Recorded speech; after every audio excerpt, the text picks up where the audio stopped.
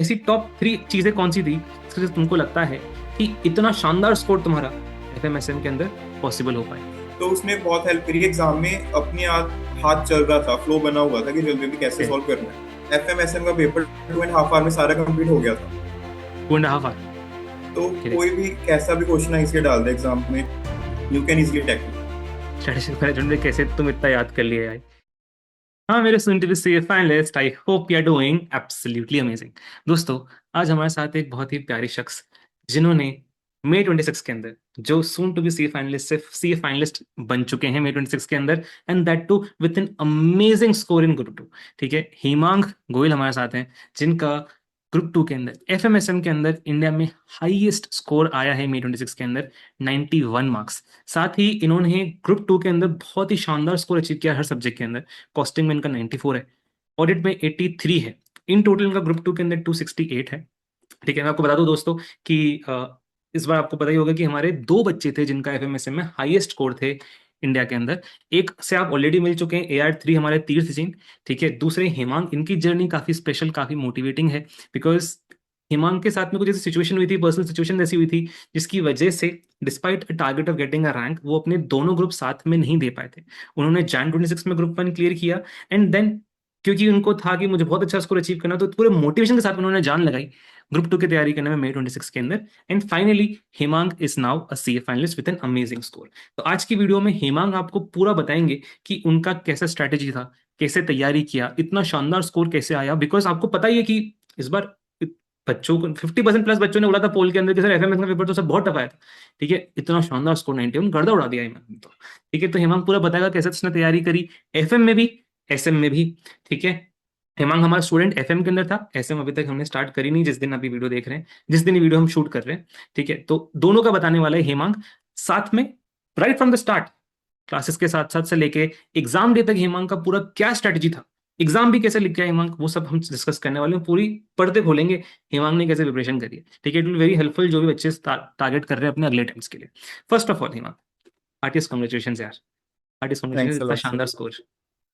ठीक है, स्टार्टिंग में थोड़ा सा ना मुझे एक क्विकली थोड़ा बता सकते हो तुम बच्चों को, तुम्हें बताना हो कि सर ऐसी टॉप 3 थिंग्स, ऐसी टॉप 3 चीजें कौन सी थी जिससे तुमको लगता है कि इतना शानदार स्कोर तुम्हारा एफएमएसएम के अंदर पॉसिबल हो पाया, वो तुम पहले क्विकली बताओ। सोच सकते हो तुम, आराम से बताओ, कोई टेंशन नहीं, बट टॉप 3 चीजें बताना। So for financial management as a subject, I feel the most important thing is the conceptual clarity. Great. तो लाइक जब भी आपकी मैंने क्लासेस लगा रहा था या लेक्चर्स का फेस चल रहा था यूट्यूब पे या आपके एग्जाम ओरिएंटेड बैच का, तो मेरा मेन मोटिव यही था कि मैंने conceptual clarity but most priority पे मैंने रखा हुआ था कि मैंने जो भी आपने कंसेप्ट क्लास में करवाए हैं उसको एक बार रिवाइज जरूर करना है। And secondly I would feel is the written practice.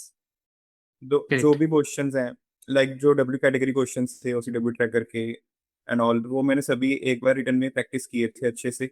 उसमें मेरा अच्छा था। इसमें ये हेल्प होती है कि जो एग्जाम का 3 आवर्स का पेज है उसमें टाइम मैनेजमेंट अच्छे से हो गया था मेरा। एंड मेरा एग्जाम अच्छे से एग्जाम में अच्छे से लिख पाया था in the 3 hours phase. Great. And the third thing I feel is the mistakes को कॉपी पे राइट डाउन करना। So okay the okay. जो मेरा एफएम का रजिस्टर भी था उसके मैंने initial 4 5 pages mistakes write down करने के लिए ही रखे हुए थे कि स्पेसिफिकली किस क्वेश्चन में मैंने क्या एडजस्टमेंट में गलती की है, ताकि वो मैं उसको दोबारा रिपीट ना कर। So I would correct. Feel these are the main three things. काफी सारी चीजें तुमने ऐसी बताई जो AR3 ने, तीर्थ ने भी अपने इंटरव्यू में बताई थी। काफी सारी चीजें, मतलब ये खुद भी सारी चीजें मैं अपने अलग अलग वीडियोस में बोलता रहता हूँ कि writing practice, concept preparation and mistakes copy, mistakes copy तो भाई बहुत इंपॉर्टेंट चीज है। ठीक है, वो अब तुमको क्या लगता है कि जितनी तुमने मिस्टेक्स नोट डाउन करी मिस्टेक्स कॉपी में, उनसे तुम्हें क्या लगता है कितने मार्क्स अराउंड तुम इंक्रीज कर पाओगे मिस्टेक्स कॉपी से? एक अंदाज तुम बता सकते हो इतनी कितनी बेनिफिशियल हुई तुम्हें mistakes copy? Miss I would feel like 40% increase तो ओ देयर इन 30 to हो 40%। हो वाओ। अच्छा बिकॉज अच्छा। आई फील हाँ। सर, अगर मिस्टेक्स करके, अब अगर मिस्टेक्स करना एक चीज है, उसको ना दोहराना ज्यादा इंपॉर्टेंट है। अगर हम मिस्टेक बार बार रिपीट कर रहे हैं तो उसका कोई बेनिफिट नहीं है, जितनी मर्जी हम रिविजन कर लें।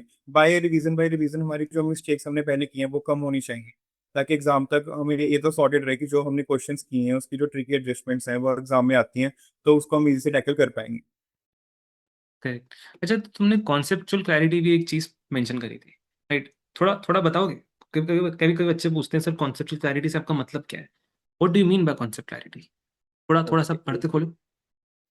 हाँ। I feel the conceptual clarity में मेन मोटिव, लाइक अगर एफए में लाइक हमारे फॉर्मूलाज बहुत होते हैं, रेशियो करेक्ट। एनालिसिस ले लो या कोई भी इन्वेस्टमेंट डिसीजंस, तो कंसेप्चुअल क्लैरिटी में मेन मोटिव ये होना चाहिए कि वो फॉर्मूला बना कैसे है, कि करेक्ट। उसका वो थ्रू आउट द क्वेश्चन वो फॉर्मूला फ्लो कैसे कर रहा है, कि उसकी एप्लीकेशन क्या आ रही है इन द क्वेश्चन।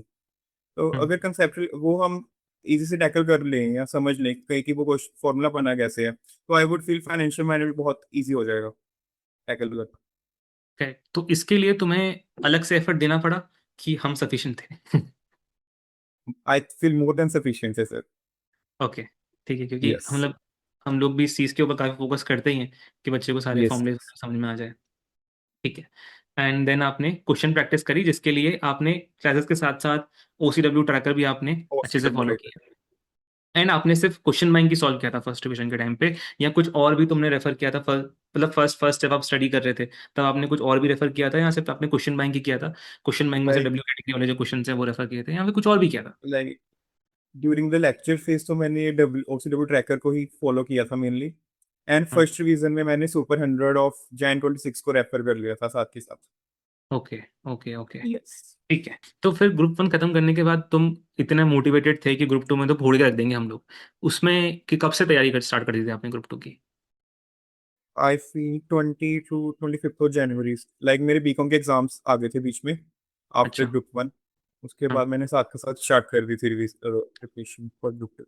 रिजल्ट का वेट नहीं किया तुमने, तुम स्टार्ट कर दिए सीधे no no. Immediately? Yes. Start कर दिए थे।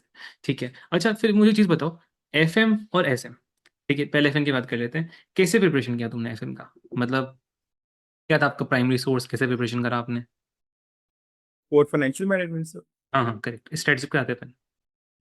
सो मैंने यूट्यूब पे आपके लेक्चर्स लगाए, लाइक जो इनिशियल चैप्टर से लीव हो गया, जो बेसिक स्टार्टिंग वाले चैप्टर्स हैं, तो वहाँ से मुझे लगा कि कंसेप्ट मेरे वहाँ से मुझे कंसेप्ट अच्छे बिल्ड होने शुरू हो गए थे, बिकॉज ऑफ कि आपने स्टार्टिंग से इंटरलिंकिंग की हुई थी बाकी सब्जेक्ट के साथ, like that of costing, correct. Correct. कि उसमें हाँ हाँ। कैसे कॉस्ट शीट प्रिपेयर करते हैं और उसमें जो कॉस्ट आती है उसको एफएमएम कैसे करते हैं।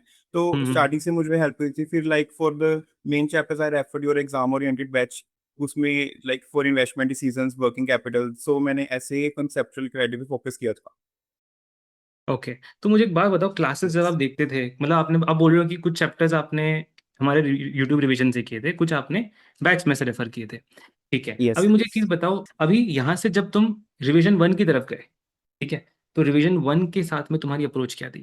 ठीक है, उसमें तुमने पहले तो कॉन्सेप्ट कैसे रिवाइज किए, दूसरा क्वेश्चंस कैसे प्रैक्टिस किए, ये मुझे आप बताओ एफएम के रिगार्डिंग, फिर अपन आपके स्ट्रेटेजिक मैनेजमेंट पे भी आएंगे। So, so during the revision first revision phase में मेनली, तो मेरा मोटिव ये था कि लाइक जो बेसिकली नोट्स प्रिपेयर किए हैं मैंने साथ साथ लेक्चर्स के जो भी हैं, वो एक बार अगर मुझे रिवाइज करके सारे कंसेप्ट रिकॉल हो रहे हैं वेल एंड गुड है, नहीं तो एक बार मैं दोबारा थोड़ा सा लेक्चर्स आपका लगा लेता यूट्यूब के रिवीजन वाला। ओके। जब वो कंसेप्ट क्लियर हो गए तो साथ के साथ मैंने जो ओसीडब्ल्यू ट्रैकर के क्वेश्चन से मेन मेन जिसमें बेसिकली मैंने मिस्टेक्स की थी या जिसको मैंने स्टार मार्क किया हुआ था कि इनको दोबारा सॉल्व करना है एक बार रिटर्न में, हम्म। वो मेरे 10 और 15% ही रह गए थे फर्स्ट रिवीजन में।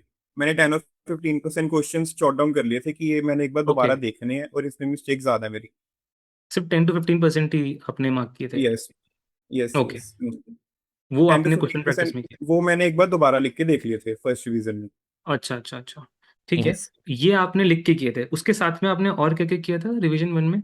मतलब टेस्ट वगैरह, मैराथन, यूट्यूब के हमारे जो मैराथन सुपर 100 वगैरह के अंदर आपने यस। सुपर 100 को लाइक रेफर ड्यूरिंग किया? फर्स्ट रिवीजन में मैंने सुपर 100 और जैन 26 की थी वो रेफर कर ली थी साथ के साथ। फर्स्ट डिवीजन में आपने सुपर 100 वो वाली रेफर सुपर करी 100 थी? जैन तो ट्वेंटी आपने सिक्स यस। सुपर 100 क्वेश्चन लिख के किए थे, कि आपने आपकी जो खुद के मार्क कर रखे थे सो क्वेश्चन वो लिख के किए थे? लाइक सर मैंने जो मैंने मार्क किए थे वो तो मैंने सारे लिखे लिए थे। सुपर 100 हाँ। का लाइक मैंने 60-70% लिख के देखे होंगे, मगर सारे नहीं लिखे थे वो वाले क्वेश्चंस मैंने। अच्छा, जो ऐसे सिक्सटी लग रहा सेवेंटी था परसेंट ज्यादा ट्रिकी है, जो ज्यादा थोड़ा सा लग रहा था कि हाँ ये लिख के देखना चाहिए, वो ही लिखे थे मेनली। Got it. एंड इसके अलावा तुमने ओसीडब्ल्यू किया था इनिशियली जब तुम क्लास कर रहे थे, यस। ठीक है, वो तो हम क्लास के अंदर मोस्टली फॉलो कराते भी हैं। एंड दूसरा चीज, तुमने रिवीजन वन के टाइम पे तुमने सुपरिटेंडेंट किया था and तुमने खुद के जो क्वेश्चन फिल्टर कर रखे थे वो किए थे। साथ यस। साथ तुमने कुछ पास्ट एग्जाम के आरटीपी एमटीपी पीवाईक्यूज किए थे क्या, अलग से? अलग से मतलब क्वेश्चन बैंक करने के बाद, या फिर किए थे तो कब किए थे? एज सच लाइक आरटीपी एमटीपीज मैंने इतने रिलीजियसली वो नहीं फॉलो किए थे, एक बार ऊपर ऊपर से देख लिए थे। लेकिन मेनली जो क्वेश्चंस आरटीपी एमटीपीज में थे वो ओसीडब्ल्यू ट्रैकर में आ रहे, मतलब फिट हो रहे थे। मुझे एक ओके। दो मैंने जब सोल्व करके देखे तो मुझे इतना वैल्यू एडिशन लग नहीं रहा था, तो मैंने उनको इतना मतलब नहीं देखा था आरटीपी एमटीपीज को अलग से। And exam papers, past exam papers? Past exams paper मैंने लास्ट रिवीजन के लिए रखे हुए थे, for the last last revision. Revision. Okay. Yes. Like एक अच्छा। फ्लो भी बन गया था उससे, और पता चल गया था कि एग्जाम की इन्वायरमेंट में पेपर कैसे सॉल्व करना है। तो फॉर द लास्ट रिवीजन मैंने एफएम के प्रीवियस ईयर पेपर रेफर किए थे। Got it. तो आपका रिवीजन वन के अंदर आपने मॉक टेस्ट वगैरह दिया था कुछ? नो, मैंने मॉक मॉक टेस्ट नहीं भी दिया था? लास्ट रिवीजन में ही दिया था। ओह, ओके ओके। एंड अब थोड़ा बताओ यार, स्ट्रेटेजिक मैनेजमेंट, स्ट्रेटेजिक मैनेजमेंट में कैसे तुम इतना याद कर लिए यार, कि मतलब 41 तो तुम्हारा इन अ वर्स्ट केस है ही यस। एसएम के अंदर। हो सकता है अगर एक दो मार्क्स एफएम में कटो तो 41 के भी ऊपर चले गए तुम स्ट्रेटेजिक मैनेजमेंट में। कैसे भाई, कैसे, क्या किया सो तुमने ऐसा? सो आई कैसे फील याद किया ऐसे था? हमारे सब्जेक्ट्स अभी, आई फील जैसे ऑडिट में थोड़ा सा है कि रट्टाफिकेशन आती है ऑडिट में। हाँ। मुझे लगता है स्ट्रैटेजिक मैनेजमेंट को थोड़ा सा ज्यादा हमें कंसेप्चुअली समझना पड़ेगा। अगर हम ऐसे लाइक बेयर मॉड्यूल उठा लें और सोचे कि चलो आज 10 पेज याद कर लिए फिर अगले 20 पेजेस याद कर लिए, उससे आई थिंक ऐसा मैसेज नहीं हो सकती सॉर्ट। तो मेरा मेन ओके। मोटिव यही था कि एक बार चैप्टर को पढ़ के थोरोली सारा समझ लिया कि इसका मेन मोटिव है क्या या इसमें आउटपुट निकल क्या रही है। तो उसके बाद मैंने रिवीजन बाय रिवीजन उसको शॉर्ट कर दिया था। लाइक अगर फर्स्ट रिवीजन में मुझे एक चैप्टर के लिए 4 आवर्स लग रहे हैं रिवाइज करने के लिए, कंसेप्ट ग्रैप करने के लिए, सेकंड में उसको 3.5 कर दिया, 3 आवर्स कर दिया, थर्ड में उसको और कम कर दिया। ऐसे मैंने हर एक रिवीजन में उसको शॉर्ट कर दिया था चैप्टर को। समझा। तो आपने क्या मॉड्यूल यस। फॉलो किया था स्ट्रेटेजिक मैनेजमेंट के लिए? लाइक सर मैंने आईसीए का मॉड्यूल ही फॉलो किया था। ऐसे का स्ट्रेटेजिक मॉड्यूल मैनेजमेंट। तुमने फॉलो, अच्छा मैं यस बता सर। दूं भाई, कोई बाद में देख रहा हो दोस्तों, जब जब ये इंटरव्यू रिकॉर्ड हो रहा है तब तक मैं स्ट्रेटेजिक मैनेजमेंट नहीं पढ़ाता हूँ, ठीक है, इसलिए यस। मैं हिमांग से पूछ रहा हूँ कि उसने कैसे किया था। हो सकता है जब आप ये वीडियो देख रहे हो तब तक हमारा भी स्ट्रेटेजिक मैनेजमेंट आ चुका हो, लेकिन हिमांग ने मुझसे स्ट्रेटेजिक मैनेजमेंट नहीं पढ़ा है क्योंकि था ही नहीं तब। ठीक है चलो, हाँ, तो आपने स्ट्रेटेजिक मैनेजमेंट का अप्रोच बता दिया। अभी मुझे एक चीज बताओ, याद करने का जो आपका एफर्ट था स्ट्रेटेजिक मैनेजमेंट पे, वो दिया मतलब सिर्फ रीड रीड किया कि याद भी किया आपने अलग सर से? To be honest as strategic management subject मैंने इतना, मतलब उसका ऐसा मेरा सब्जेक्ट ऐसे था कि जब मैं फ्री बैठा हूँ या मतलब प्रोडक्टिविटी मेरी थोड़ी सी कम है मैं तब उठाता था उसको। मेन मोटिव मेरा ऑडिट का रहा था और एफएम का ही रहा था through out the phase of 3 months. ऐसे ओके। जैसे जब भी मैं फ्री फील कर रहा हूँ मुझे ऐसे लग रहा है कि थोड़ा सा अब इतना मन नहीं है पढ़ने का, तो मैंने एसएम उठा लिया, एक चैप्टर रीड कर लिया, ऐसे करता था मैं एसएम का। तो ऐसे करके तुमने कितनी रीडिंग करी होगी एसएम की? रीडिंग बताओ कितनी करी होगी तुमने? पर चैप्टर बियर मिनिमम 6 और 7 रिविजन हो गई थी मेरी। आपने 6 7 रीडिंग करी, तो एक रीडिंग करने के बाद में क्या आप बैठ के याद करने की कोशिश करते थे कीवर्ड्स को जो एसएम के हैं, ये सिर्फ रीड कर लिया इनफ है, काम हो गया? नो सर, कीवर्ड्स तो मैंने मेन लाइक जो सपोज करो अगर कोई 5 पॉइंटर का क्वेश्चन है तो उसके जो हाँ। मेन मेन हेडिंग्स है वो तो याद रिलीजियसली करनी ही है, वो तो सेम लिखनी है। लेकिन अंदर जो स्टेटमेंट है उसको हम थोड़े से अपने चेंजेस ला सकते हैं, कीपिंग रिस्पेक्टिव जो मेन कीवर्ड्स हैं वो हमारी सेंटेंस में भी आ रहे हैं। तो मेन मोटिव यही था कि कीवर्ड्स को थोड़ा सा याद करना है साथ के साथ। किया क्योंकि तुमने वही है बेसिकली किया। एग्जामिनर वो चेक करेंगे कि कीवर्ड्स हम लिख रहे हैं कि हाँ। नहीं लिख रहे हैं आंसर हाँ में, अपनी करेक्ट। अगर हम अपनी वर्डिंग लिख के आएंगे वो फिर कंसीडर नहीं करते ज्यादा। तो तुमने याद किया है मतलब बेसिकली यस, स्ट्रेटेजिक कीवर्ड्स याद मैनेजमेंट किए को? थे मैंने साथ साथ। ठीक है। अच्छा मुझे एक चीज बताओ यार, तुमने जैसे अभी तुम्हें पता ही है पेपर्स किस टाइप के आ रहे हैं एफएम के, राइट? काफी बच्चे मुझसे पूछते हैं कि सर ये एफएम के अंदर टफ पेपर आता है, नए क्वेश्चन आते हैं, इनको कैसे टैकल करेंगे? कोई मुझे स्ट्रैटेजी बताओ, आप कोई ऐसा बताओ जिससे हम ना इसकी नए क्वेश्चंस को अपन टैकल कर पाए। मुझे एक बात बताओ, तुमने कुछ भी हमारे क्वेश्चन के अलावा, सुपर 100 के अलावा कुछ भी तुमने ऐसा किया जिससे तुम्हें लगता है कि तुम ये नए क्वेश्चन को हैंडल कर पाए, टैकल कर पाए?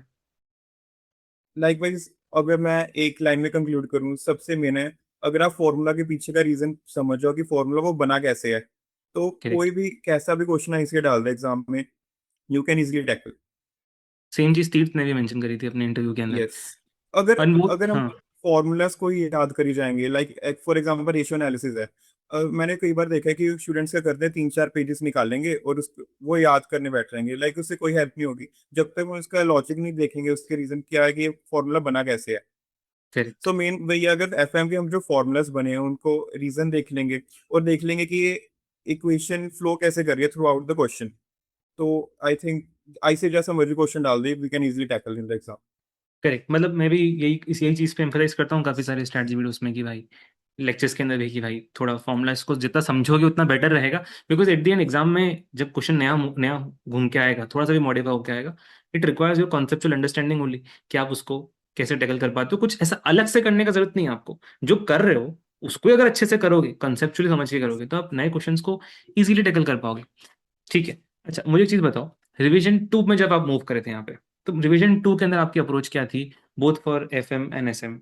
अगेन मुझे कॉन्सेप्ट का भी बताना, कॉन्सेप्ट्स को। अच्छा, यहाँ पे मुझे एक चीज बताओ, बहुत इंपॉर्टेंट चीज, जब भी आप रिवीजन करते थे कॉन्सेप्ट, किसी भी चैप्टर के अंदर कॉन्सेप्ट का स्प्लिट एंड क्वेश्चंस में प्रैक्टिस करने का स्प्लिट कितना होता था? मतलब कि इतना टाइम मैंने क्वेश्चन, इतना परसेंट टाइम मेरा उस चैप्टर के कॉन्सेप्ट समझने में गया, इतना टाइम मेरा क्वेश्चन प्रैक्टिस करने में गया।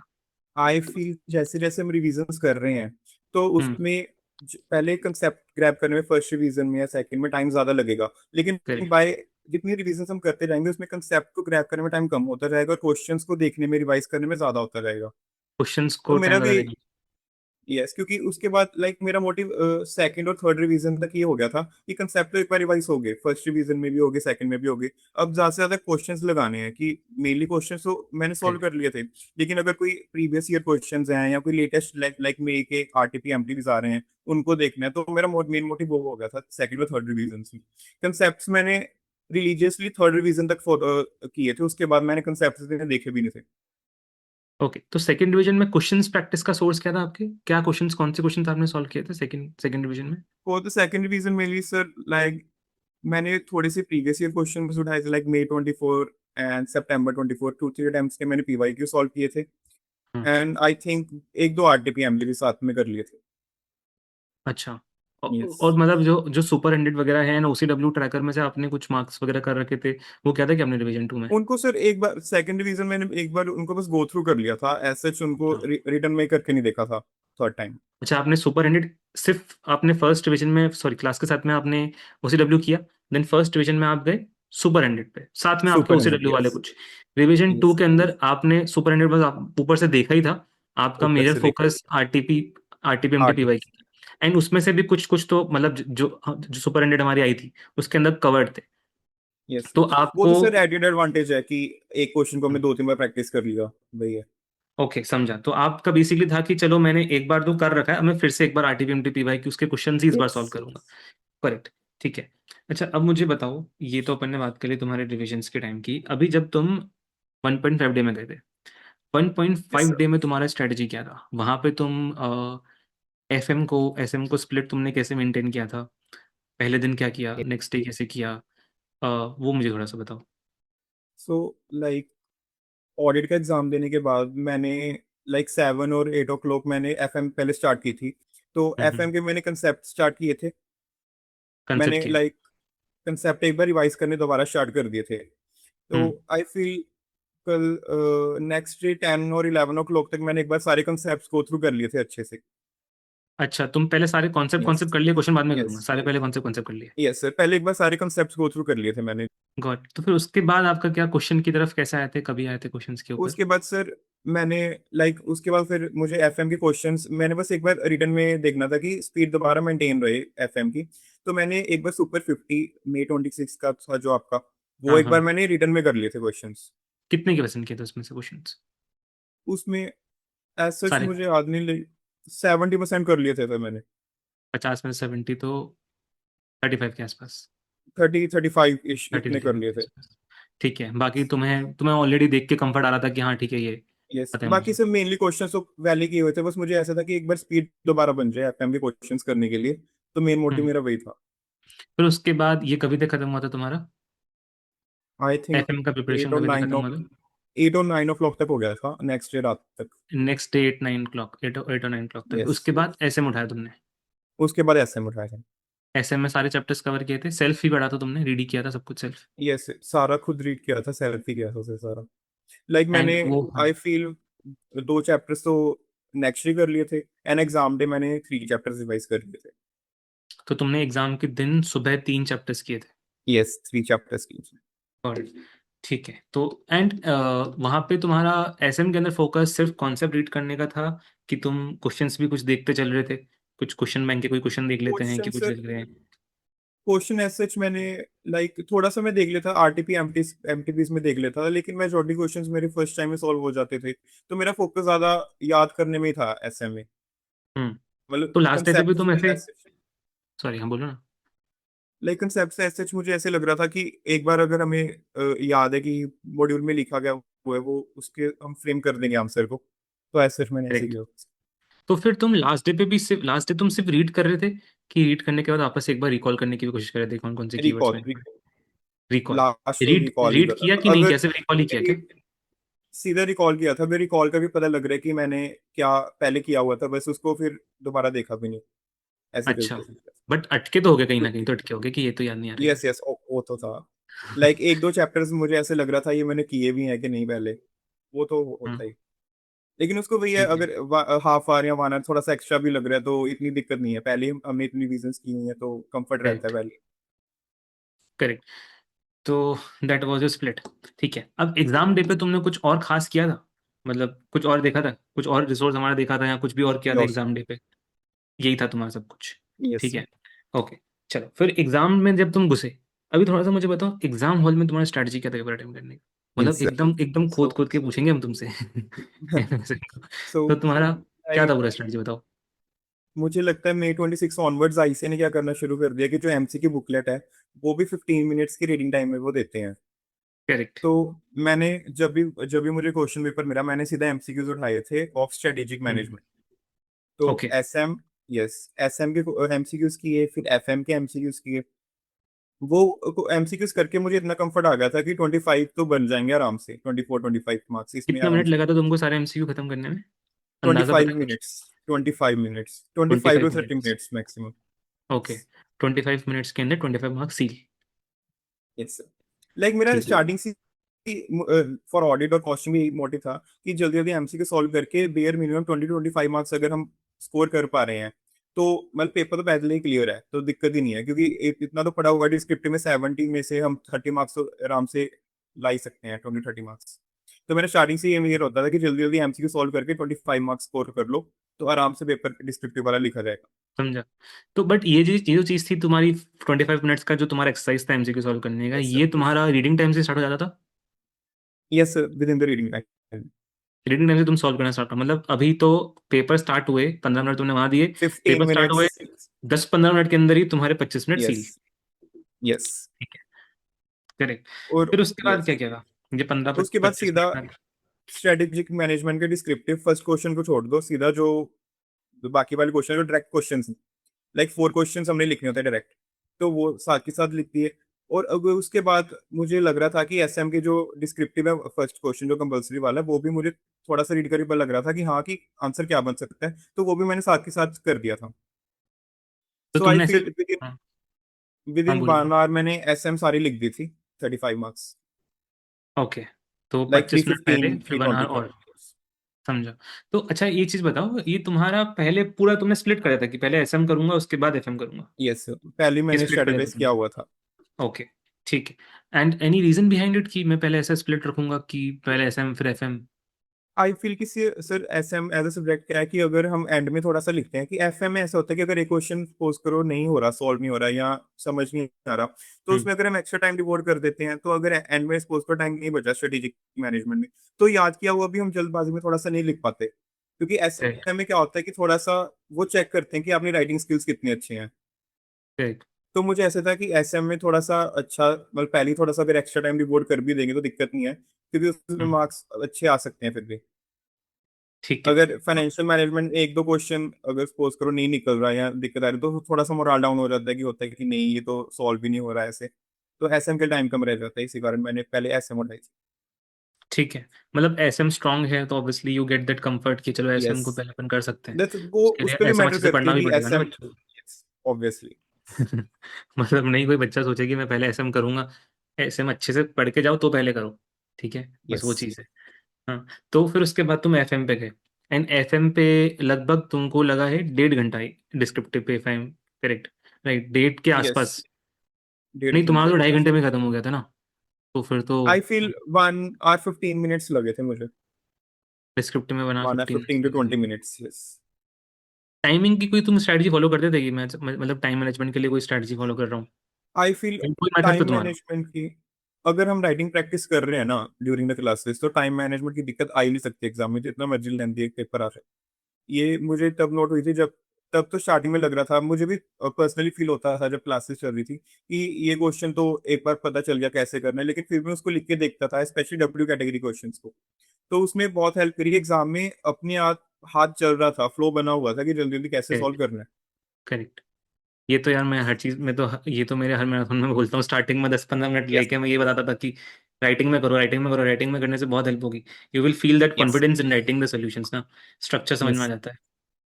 अच्छा, और तुम एक बात बताओ, वैसे तो तुम पूरी अपनी चीजें बता ही चुके हो कि तुमने कैसे तैयारी करी। कुछ भी और तुमको ऐसा लगता है कि सर ये चीज तो ना, मतलब ऐसे कुछ तड़कती भड़कती करी थी मैंने, ये बस मेरे को बताना था बच्चे को, वो तो फॉलो करे तो मजा आ जाएगा बच्चों को? एज सच तो सिर्फ पर्सनली ऐसा कुछ तो नहीं था, वही था कि आपकी क्लासेस चल रही हैं, साथ के साथ क्वेश्चंस कर रहे हैं। But during the entire journey 3 months की जो भी थी, मुझे ऐसा लगा कि हमें अपने आप को, अपने ना, जो हम हमारे वेल विशर्स हैं, फ्रेंड्स हैं, उनके साथ सराउंड करना चाहिए। लाइक जब मैंने सिंगल सिंगल ग्रुप दिया, तो मतलब कई ऐसे थे वो कह रहे थे कि फाउंडेशन में तो इतने अच्छे मार्क्स आ गए, अब सिंगल सिंगल ग्रुप दे रहा है ये वो।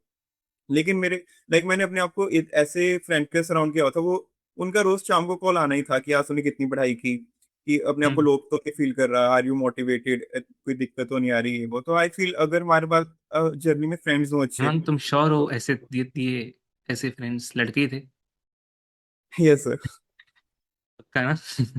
यस मैं यस। मैं तो नहीं जानता, लड़के ऐसे लड़के दोस्त ऐसे भी होते हैं। लेट तेरी तरह। अच्छा ठीक है, तो ऐसे होते हैं लड़के दोस्त जैसे पूछते हैं कि तू आर यू मोटिवेटेड और not? I think I am blessed with such type of friends. Okay, okay, okay. ठीक है, चलो। ठीक है हिमांग, आई होप जो भी तुमने चीज़ें बताई हैं वो बच्चों को जो भी तैयारी करे सितंबर के लिए, जैन के लिए, उनको काफ़ी हेल्प करेंगी प्रिपरेशन करने में। एंड लाइकली जो पोटेंशियल व्यूअर्स हैं उनमें से भी जाके आगे जाके they will be highest scorers in exactly. FM as well as costing. ठीक है। आई होप दोस्तों आपको हेमांग की सारी टिप्स, स्ट्रैटेजीज, इंसाइट्स बहुत हेल्पफुल लगी होंगी। कुछ आपको कुछ और भी जानना है तो आप कमेंट सेक्शन के अंदर बता सकते हैं। Hemang will be happy to answer, या फिर अगर आपको जरूरत हो तो हम हेमांग को फिर से बुला सकते हैं। Hemang will be happy to answer. ठीक है। चलो दोस्तों, जो भी आपको हेल्पफुल पॉइंट्स लगा हो हेमांग के रिगार्डिंग, जो भी आपको सबसे इंपॉर्टेंट चीज लगी जो आप इंप्लीमेंट करना चाहते हैं, उसको एक बार कमेंट सेक्शन में जरूर डाल देना, सो दैट आप एटलीस्ट आप उनको रेफर कर सके बाद में फ्यूचर में उनको इम्प्लीमेंट करने के लिए। ठीक है। थैंक यू सो मच दोस्तों, take care, have a very good day. Thanks a bye lot. Bye.